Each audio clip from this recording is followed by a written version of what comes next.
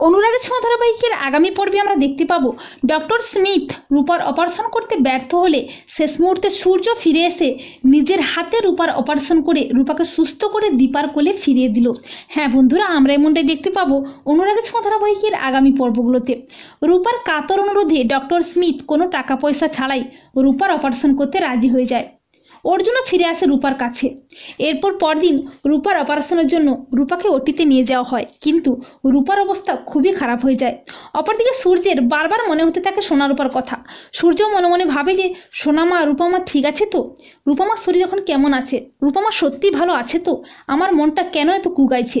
এরপর সূর্য যখন খেতে বসে তখন হঠাৎই আচমকা সূর্য ঘোরের মধ্যে দেখতে পায় রূপা বলছে, বাবা আমি চলে যাচ্ছি, তুমি ভালো থেকো বাবা।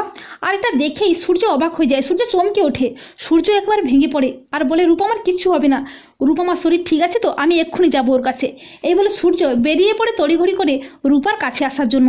অপরদিকে রূপার অবস্থা আরও ক্রিটিক্যাল হয়ে পড়ে আর দীপা অসহায় হয়ে করুণভাবে ঠাকুরের কাছে প্রার্থনা করে। সব ডক্টরই প্রায় হাল ছেড়ে দেয়।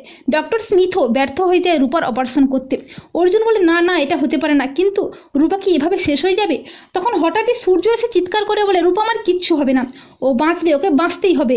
এই বলে সূর্য নিজে অপারেশন থিয়েটারে ঢুকে নিজের হাতের উপর অপারেশন করতে যায়।